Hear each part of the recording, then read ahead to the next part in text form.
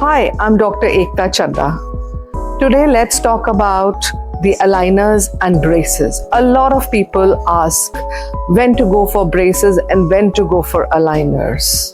Well, if you're very young and if you're in that age bracket of 10 to 14 and you don't mind wearing braces, though braces do have the wires which sometimes may poke you or they may injure your gums, but they actually have the best control.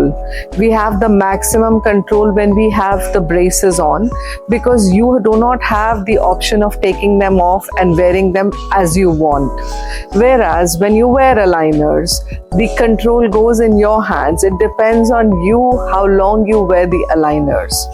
I would say when you're working, you should better go for aligners, because braces becomes very cumbersome and it becomes difficult to wear.